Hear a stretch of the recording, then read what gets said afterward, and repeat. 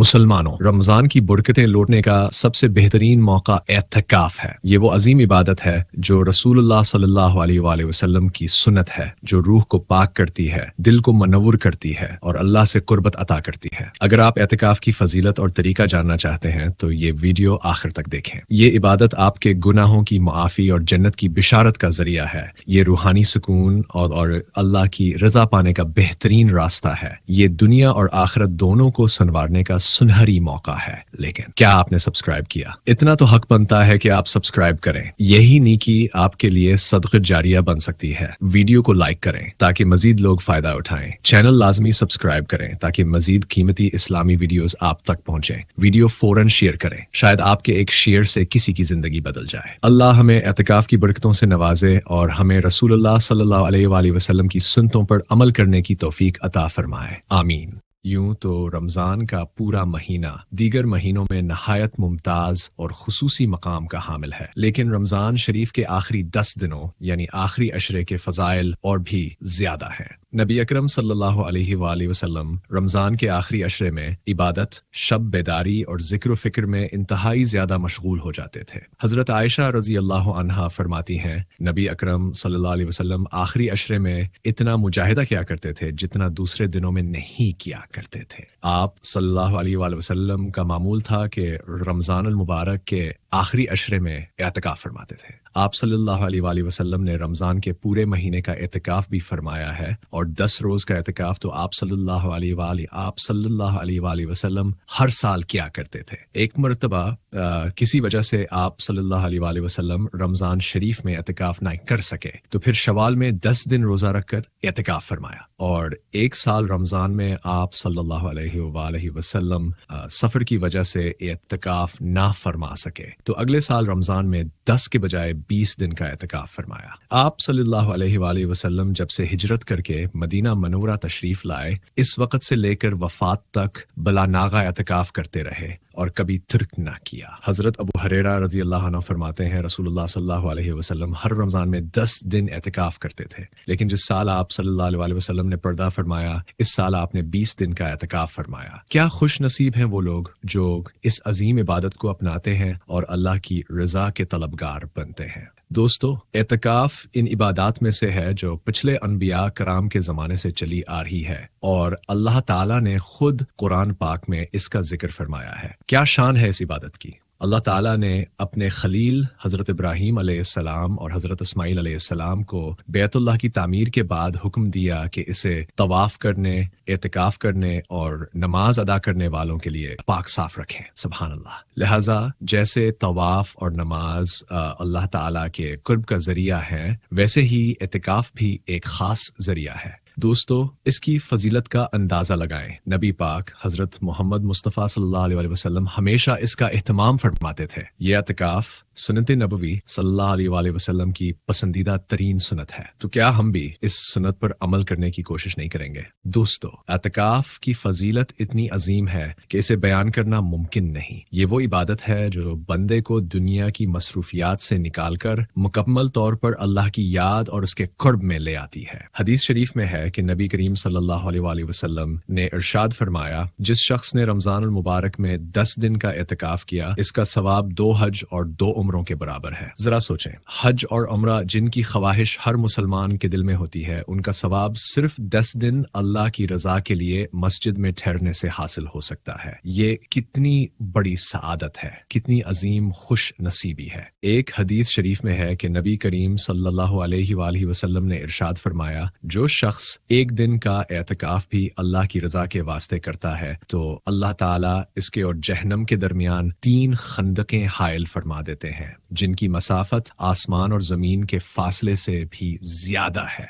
ये एतकाफ की वो अजीम फजीलत है जो इंसान को जहन्नम की होलनाकियों से महफूज कर देती है। सिर्फ एक दिन का एतकाफ बंदे और जहन्नम के दरमियान इतनी बड़ी रुकावट बना देता है कि इसका फासला मशरिक और मगरिब बल्कि आसमान और जमीन से भी ज्यादा हो जाता है। سوچیں جو شخص پورے رمضان میں اعتکاف کرے اس کے لیے اللہ تعالیٰ کس قدر اجر و رحمت کے دروازے کھول دیتا ہوگا۔ ایک حدیث میں نبی کریم صلی اللہ علیہ وآلہ وسلم نے ارشاد فرمایا، اعتکاف کرنے والا گناہوں سے محفوظ رہتا ہے اور اس کے لیے بغیر کیے بھی اتنی ہی نیکیاں لکھی جاتی ہیں جتنی کرنے والے کے لیے لکھی جاتی ہیں۔ یہ ایک ایسی عظیم سعادت ہے کہ بندہ صرف اللہ کی رضا کے لیے اعتکاف میں بیٹھے اور اسے وہی اجر ملے جو باہر نیکیاں کرنے والوں کو ملتا ہے۔ ایک اور حدیث میں آپ صلی اللہ علیہ وآلہ وسلم نے ارشاد فرمایا، جس نے اللہ کی رضا کے لیے ایمان و اخلاص کے ساتھ اعتکاف کیا تو اس کے پچھلے تمام گناہ معاف کر دیے جائیں گے۔ اعتکاف کی برکت ہے کہ یہ نہ صرف گناہوں کا کفارہ بن جاتا ہے بلکہ اللہ کی رحمت سے بندے کو پاک کر دیتا ہے۔ اعتکاف شب قدر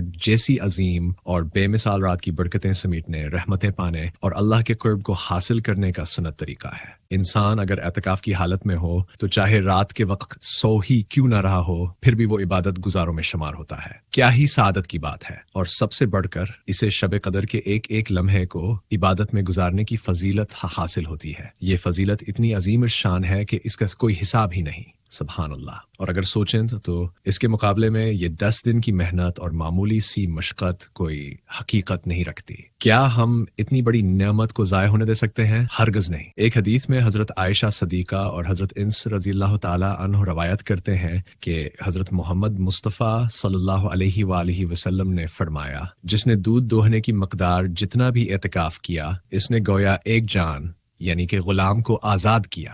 سبحان اللہ، کتنا عظیم اجر ہے صرف تھوڑے سے وقت کا اعتکاف اور بدلے میں ایک غلام آزاد کرنے کا ثواب۔ ایک اور روایت میں آتا ہے کہ جو شخص مغرب سے عشاء تک مسجد میں اعتکاف کرے اور اس دوران سوائے نماز، تلاوت قرآن اور ذکر کے کوئی بات نہ کرے تو اللہ تعالیٰ اس کے لیے جنت میں ایک عظیم محل بنا دیں گے۔ سوچیں، چند لمحے اللہ کے گھر میں گزارنے کا انعام، جنت میں ایک عالی شان محل۔ کیا ہم یہ سعادت حاصل نہیں کرنا چاہیں گے؟ حضرت عائشہ رضی اللہ عنہا فرماتی ہیں کہ رسول اللہ صلی اللہ علیہ وآلہ وسلم رمضان کے آخری عشرے میں اعتکاف فرمایا کرتے تھے اور ساتھ ہی ارشاد فرماتے، لیلۃ القدر کو رمضان کی آخری راتوں میں تلاش کیا کرو۔ کیا نصیحت ہے! نبی کریم صلی اللہ علیہ وآلہ وسلم کا عمل ہی ہمیں سکھاتا ہے کہ یہ آخری عشرہ کتنا قیمتی ہے، اور پھر لیلۃ القدر، وہ رات جس کی عبادت 1000 مہینوں سے بہتر ہے، وہ انہی راتوں میں ہے۔ کیا ہم اسے ضائع جانے دیں گے؟ ہرگز نہیں۔ مسجدوں کو آباد کرنے والوں کے لیے عظیم بشارتیں۔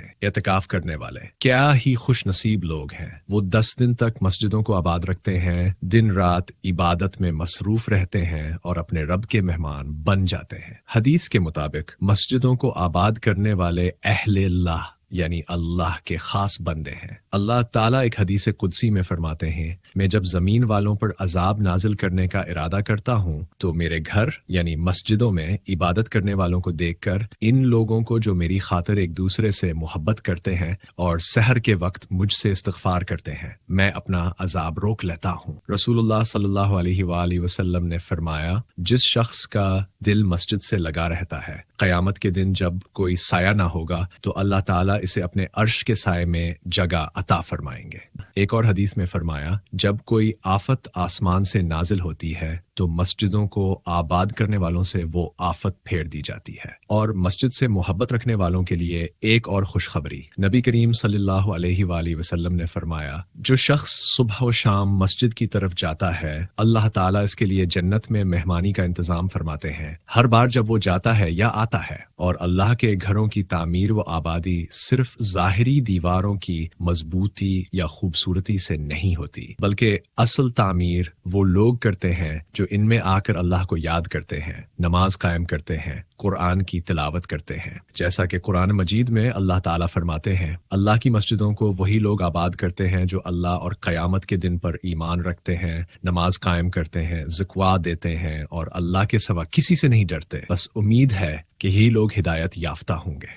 یہی لوگ ہیں جو اللہ کے مہمان بن جاتے ہیں، اور جب کوئی اللہ کا مہمان ہو تو اس کی میزبانی اللہ خود فرماتے ہیں۔ سوچیں، جو لوگ مسجدوں کو آباد رکھتے ہیں وہ صرف عبادت نہیں کر رہے، وہ خود کو اللہ کی خاص رحمت کے سائے میں لے آتے ہیں۔ وہ نہ صرف اپنے لیے بلکہ اپنی بستی، اپنے ملک اور پوری امت کے لیے رحمت کا ذریعہ بن جاتے ہیں۔ تو دوستو، آئیں اللہ کے گھروں کو آباد کریں تاکہ اللہ ہمارے دلوں کو آباد کر دے۔ دوستو، اعتکاف کی فضیلتیں، برکتیں اور اس کی عظمت شان تو بیان سے باہر ہے۔ یہ وہ عظیم عبادت ہے جو بندے کو اللہ کے قریب کر دیتی ہے، دنیا کی مشغولیات سے نکال کر صرف اور صرف رب کی رضا میں محو کر دیتی ہے۔ اعتکاف کی حالت میں انسان مسجد میں وقت گزارتا ہے، دن رات عبادت میں مصروف رہتا ہے اور اللہ کے مہمان بن کر اس کے خاص فضل و کرم کا حقدار بن جاتا ہے۔ لیکن دوستو، کیا آپ اعتکاف کے طریقے اور اس کے چند اہم مسائل سے واقف ہیں؟ آئیے مختصر طور پر سمجھتے ہیں۔ دوستو، اعتکاف 3 قسم کا ہوتا ہے۔ حضرت محمد صلی اللہ علیہ وآلہ وسلم نے اس کی ترغیب دی اور خود بھی اس پر عمل فرمایا۔ اعتکاف مسنون، یہ وہ اعتکاف ہے جو رمضان کے آخری عشرے میں کیا جاتا ہے۔ نبی کریم حضرت محمد صلی اللہ علیہ وآلہ وسلم نے ہمیشہ رمضان کے آخری 10 دنوں میں اعتکاف فرمایا، اس لیے یہ سنت مؤکدہ ہے۔ اعتکاف نفلی، یہ کسی بھی وقت کیا جا سکتا ہے۔ جب کوئی شخص نیت کر کے کچھ وقت کے لیے مسجد میں عبادت کے لیے بیٹھے تو یہ نفلی اعتکاف کہلاتا ہے۔ اعتکاف واجب، اگر کسی شخص نے کسی نظر کے طور پر اعتکاف کرنے کی نیت کی ہو، مثلا اگر میرا کام ہو گیا تو میں 3 دن اعتکاف کروں گا، تو اس پر یہ اعتکاف واجب ہو جاتا ہے۔ حضرت عمر بن خطاب رضی اللہ عنہ نے عرض کیا، یا رسول اللہ، میں نے زمانہ جاہلیت میں یہ نظر مانی تھی کہ میں ایک رات مسجد الحرام میں اعتکاف کروں گا، تو کیا میں اپنی نظر پوری کروں؟ رسول اللہ صلی اللہ علیہ وآلہ وسلم نے فرمایا، ہاں، اپنی نظر پوری کرو۔ دوستو، اعتکاف کے لیے جو کہ سنت موقع ہے، ضروری ہے کہ 20ویں رمضان المبارک کو غروب آفتاب سے پہلے مسجد میں داخل ہو جائے اور اعتکاف کی نیت بھی غروب آفتاب سے پہلے کر لے۔ اگر کوئی شخص غروب آفتاب کے بعد مسجد میں داخل ہوا یا غروب کے بعد نیت کی تو یہ اعتکاف مسنون نہیں ہوگا۔ دوستو، اعتکاف کی نیت یہی ہے کہ آدمی اعتکاف کے ارادے سے مسجد میں داخل ہو جائے۔ اگر زبان سے بھی کہہ دے کہ میں 10 دن کے اعتکاف کی نیت کرتا ہوں تو یہ بہتر ہے۔ دوستو، عورتوں کے لیے بھی اعتکاف کرنا سنت اور ثواب کا باعث ہے۔ نبی کریم صلی اللہ علیہ وآلہ وسلم کی ازواج مطہرات یعنی ازواج مقدسات نے آپ صلی اللہ علیہ وآلہ وسلم کی حیات مبارکہ میں اور آپ صلی اللہ علیہ وآلہ وسلم کے پردہ فرمانے کے بعد بھی اعتکاف کیا۔ دوستو، عورت کے لیے اعتکاف کا بہترین مقام اس کے گھر میں نماز کی جگہ ہے۔ یہی جگہ اس کے لیے ایسی ہی ہے جیسے مردوں کے لیے جماعت والی مسجد، لیکن وہ ضروری حاجت کے سوا باہر نہ نکلے۔ اگر نماز کی مخصوص جگہ نہ ہو تو کوئی جگہ مقرر کر کے وہاں اعتکاف کر سکتی ہے۔ اگر عورت شادی شدہ ہے تو اعتکاف کے لیے شوہر کی اجازت لے اور شوہر کو بھی بلاعذر اجازت دینی چاہیے۔ اگر عورت کو اعتکاف کے دوران حیض یا نفاس آ جائے تو اعتکاف خود بخود فاسد ہو جائے گا اور اسے چھوڑنا ضروری ہوگا۔ پاک ہونے کے بعد 1 دن کی قضا لازم ہے۔ اگر قضا رمضان میں کرے تو رمضان کا روزہ ہی کافی ہوگا، لیکن اگر رمضان کے بعد کرے تو اس دن کا الگ سے روزہ رکھنا ہوگا۔ عورتوں کو اعتکاف کی جگہ سے صرف ضرورت کے تحت نکلنے کی اجازت ہے، جیسے بیت الخلاء جانے، وضو کرنے یا غسل واجب ہونے کی صورت میں غسل کے لیے۔ اس کے علاوہ کسی اور کام کے لیے اگر ذرا بھی باہر گئیں تو اعتکاف فاسد ہو جائے گا۔ اگر عورت شوہر کو کھانا دینے یا بچوں کو بیت الخلاء لے جانے کے لیے مجبوراً اعتکاف کی جگہ سے باہر جائے گی تو اعتکاف فاسد ہو جائے گا، کیونکہ یہ ضروری حاجات میں شامل نہیں۔ اعتکاف کے دوران صرف ناگزیر شرعی ضروریات جیسے وضو، غسل یا بیت الخلاء جانے کی اجازت ہوتی ہے۔ اس کے علاوہ باہر جانا اعتکاف کو توڑ دے گا۔ اگر عورت کسی شدید ضرورت یا ناگہانی حادثے کی وجہ سے اعتکاف کی جگہ سے باہر جائے، جیسے بچہ آگ میں جلنے لگے یا کنویں میں گرنے لگے، تو وہ اسے بچانے کے لیے نکل سکتی ہے۔ ایسی صورت میں اعتکاف فاسد ہو جائے گا، لیکن گناہ نہیں ہوگا۔ اگر عورت کو حیض یا نفاس کے علاوہ کسی بیماری یا کسی اور وجہ سے خون آ جائے تو اس سے اعتکاف میں کوئی خرابی نہیں آئے گی اور اعتکاف فاسد نہیں ہوگا۔ ایسی حالت میں وہ وضو کر کے نماز اور عبادت جاری رکھ سکتی ہے۔ مردوں کے لیے اپنی محلے کی مسجد میں اعتکاف کرنا افضل ہے، کیونکہ اسی کا ان پر زیادہ حق ہے۔ جو شخص وہیں اعتکاف کرے گا اسے اپنے اعتکاف کا ثواب بھی ملے گا اور محلے والوں کو سنت ترک کرنے کے وبال سے بچانے کا اضافی اجر بھی حاصل ہوگا۔ لہٰذا بڑی مسجد کے مقابلے میں اپنی محلے کی مسجد میں اعتکاف کرنا زیادہ بہتر اور باعث فضیلت ہے۔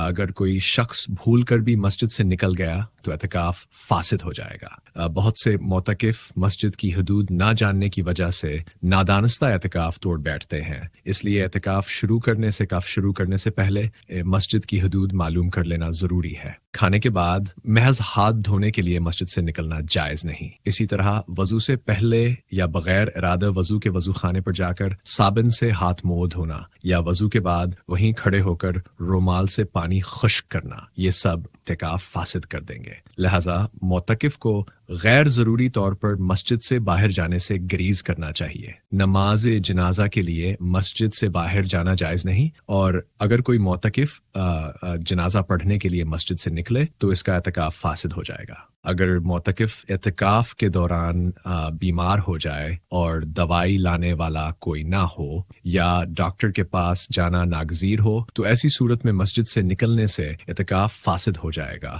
اور اس کی قضا لازم ہوگی۔ البتہ اگر سخت مجبوری کی وجہ سے نکلنا پڑے تو گناہ نہیں ہوگا، لیکن اعتکاف بہرحال ٹوٹ جائے گا اور قضا کرنا ضروری ہوگا۔ اگر معتکف قضاء حاجت کے لیے جائے اور بیت الخلاء خالی نہ ہو تو وہ وہی انتظار کر سکتا ہے، مسجد واپس آنا ضروری نہیں۔ تاہم انتظار کے دوران غیر ضروری کاموں میں مشغول ہونا درست نہیں، بلکہ فوراً فارغ ہو کر مسجد واپس آنا چاہیے۔ اگر اعتکاف کے دوران احتلام ہو جائے، دن ہو یا رات، تو اس سے اعتکاف میں کوئی فرق نہیں پڑتا۔ البتہ معتکف کو چاہیے کہ آنکھ کھلتے ہی تیمم کر لے اور پھر غسل کا انتظام کرے۔ اعتکاف میں پردہ ڈالنا اور نہ ڈالنا دونوں طرح نبی کریم صلی اللہ علیہ وسلم سے ثابت ہے، لہٰذا اگر ایک سوئی کے لیے پردہ ڈال دیا جائے تو اس سے کوئی فرق نہیں پڑے گا۔ اعتکاف کی حالت میں عورت اور مرد دونوں کے لیے لباس بدلنا، خوشبو لگانا اور سر یا داڑھی میں کنگھی کرنا جائز ہے، کیونکہ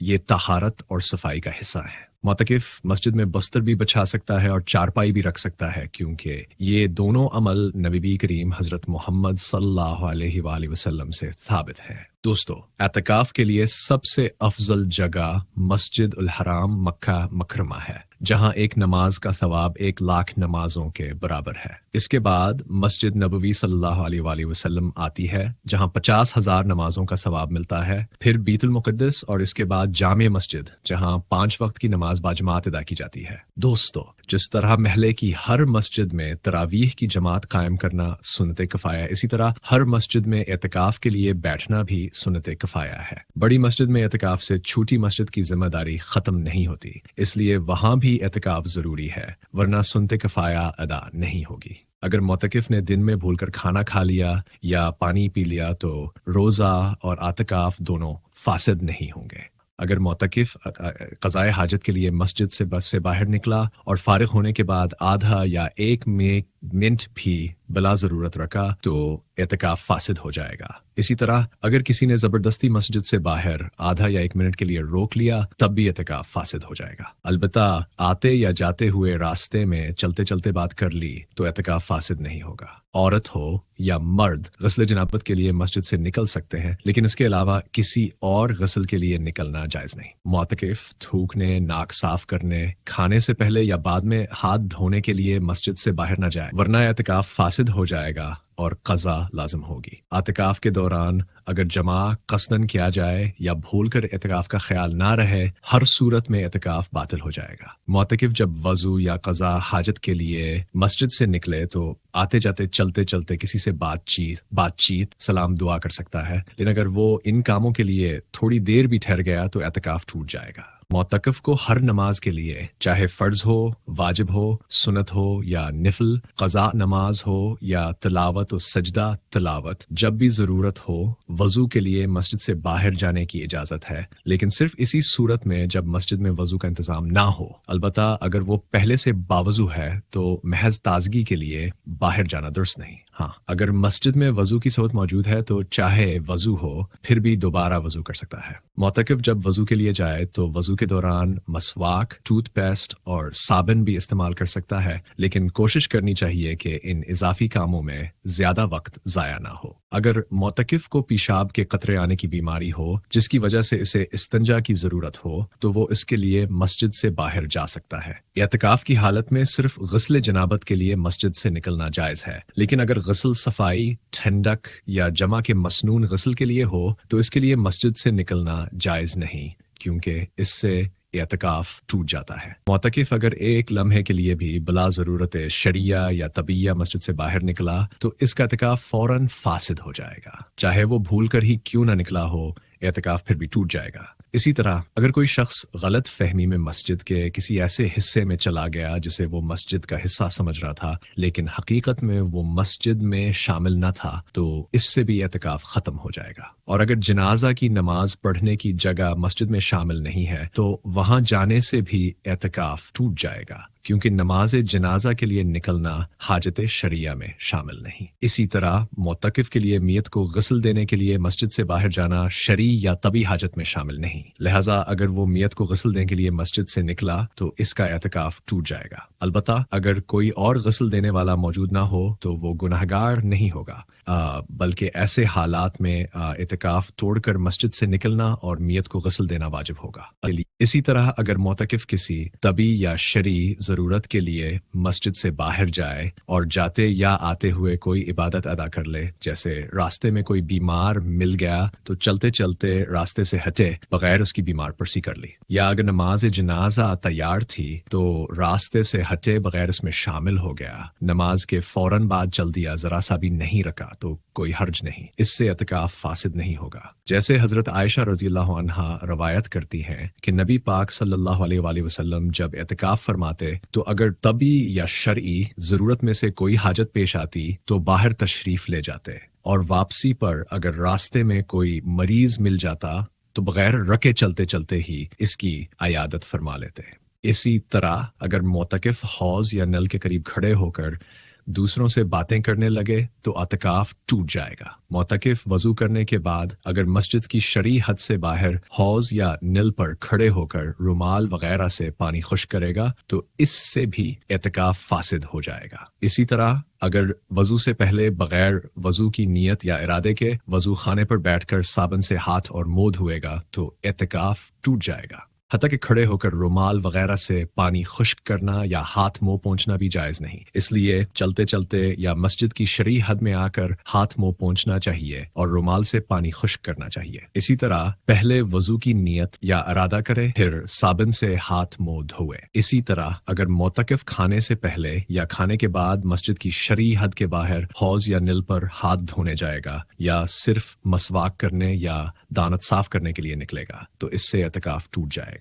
اسی طرح معتکف کا مسجد سے بلا ضرورت طبی یا شرعی خواہ جان بوجھ کر نکلنا ہو یا بھول کر ہر حالت میں اعتکاف فاسد ہو جائے گا۔ اسی طرح اگر کوئی شخص احاطے مسجد کو مسجد سمجھ کر اس میں چلا گیا حالانکہ وہ حصہ مسجد میں شامل نہ تھا تو اس سے اعتکاف ٹوٹ جائے گا۔ اسی طرح معتکف کا مسجد سے بلا ضرورت طبی یا شرعی خواہ جان بوجھ کر نکلنا ہو یا بھول کر ہر حالت میں اعتکاف فاسد ہو جائے گا۔ معتکف اگر حالت اعتکاف میں ہم بستری کر لے، خواہ دن میں ہو یا رات میں، خواہ جان بوجھ کر ہو یا بھول کر، اور چاہے انزال ہو یا نہ ہو، ہر صورت میں اعتکاف فاسد ہو جائے گا۔ اسی طرح اگر معتکف حالت اعتکاف میں سخت بیمار ہو جائے جس کی وجہ سے مسجد میں ٹھہرنا مشکل ہو تو معتکف اس حالت میں گھر جا سکتا ہے۔ گھر چلے جانے سے اعتکاف ٹوٹ جائے گا لیکن وہ گناہ گار نہیں ہوگا۔ اسی طرح اگر معتکف کا روزہ کسی وجہ سے فاسد ہو جائے یا کسی وجہ سے روزہ نہ رکھ سکا تو اس سے اعتکاف فاسد ہو جائے گا، خواہ وہ عذر کی بنا پر ہو یا بغیر کسی عذر کے، کیونکہ اعتکاف کے واجب یا مسنون رہنے کے لیے روزہ شرط ہے،